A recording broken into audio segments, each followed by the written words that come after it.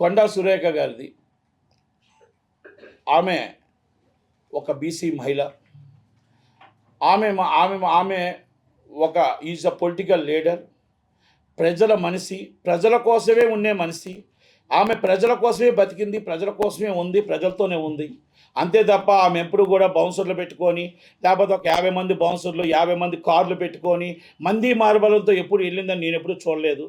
ఆ తల్లి 10 మంది ప్రజల కోసం, ఎక్కడైనా సరే ప్రజల కోసం ప్రతిపక్షంలో పోరాడింది.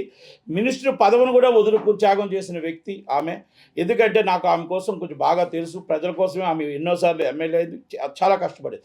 అలాంటి వ్యక్తి మీద కొంతమంది, రఘునందన్ రావు గారు ఆమె చేనేత వస్త్రాలకు సంబంధించింది కాబట్టి ఆమె అక్క ఇలా జరిగింది, ఈ విధంగా కొంచెం వాళ్ళకి ఏదైనా హెల్ప్ చేయమని ఒక ఎంపీగా ఆయన అడగడం జరిగింది.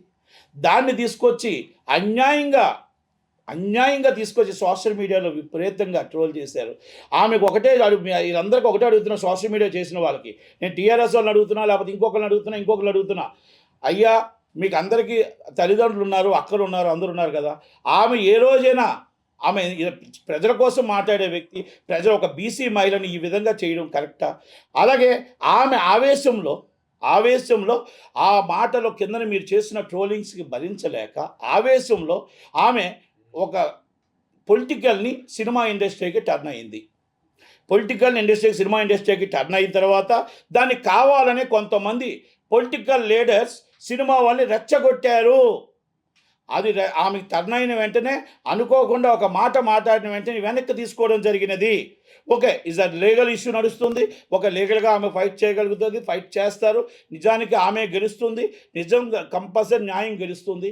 కంపల్సరీ లీగల్గా ఫైట్ చేసి ఆమె గెలగలుగుతారు. కానీ నేను ఒకటే అడుగుతున్నా అందరినీ, మరి ఇంతకుముందు రేణు దేశాయ్ గారు, ఇంతకుముందు భువనేశ్వరమ్మ గారు, ఇంతకుముందు రజనీకాంత్ గారు, మరి చాలామంది సినిమా వాళ్ళని ఇష్టం వచ్చినట్టు ట్రోల్ చేసేటప్పుడు మరి వీళ్ళందరూ ప్రకాష్ రాజ్ గారి దగ్గర నుంచి ఇంతమంది ఏమయ్యారు?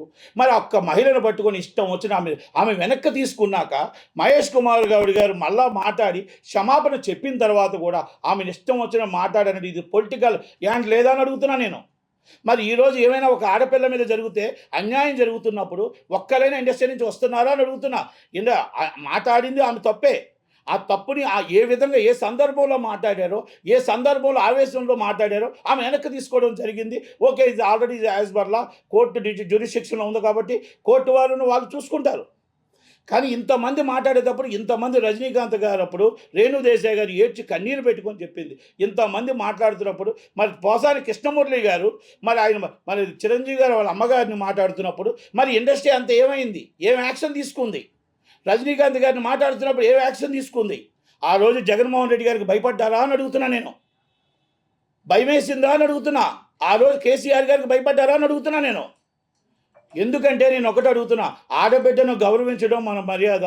ఓకే, ఆమె అన్న మాటలు అది ఏ విధంగా జరిగిందో, ఏ సందర్భంలో జరిగిందో చెప్పడం కూడా జరిగింది. నేను అవన్నీ చెప్పాల్సిన అవసరం లేదు.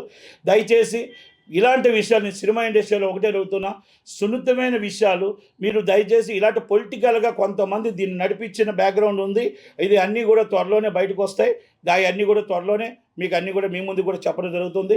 నేను పూర్తిగా కొండా సురేఖ గారికి, ఆమె ఒక నిర్మాత, మనం గుర్తుపెట్టుకోవాలి.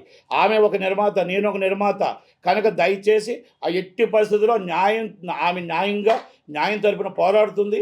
ఆమె పోరాటానికి నా పూర్తి మద్దతు ఉంటుంది. నాతో పాటు చాలామంది ఆమెకు మద్దతు ఇస్తారు. ఆ న్యాయం గెలవాలనే కోరుకుందాం. ఎట్టి పరిస్థితుల్లో దయచేసి మనం ఒకటి ఆడబిడ్డను గౌరవిద్దాం. ఆమె చేసిన ప్రజల కార్యక్రమాలను గౌరవిద్దాం. ఆమె ఒక మాట ఏ ఆవేశంలో మాట్లాడిందో అది అందరికీ తెలుసు. దాన్ని రాజకీయం చేసిన వాళ్ళని కూడా తెలుసు. కాబట్టి దయచేసి ఆమెకు పూర్తి నా మద్దతు ఉంటుందని చెప్పి thank you very much. Thank you.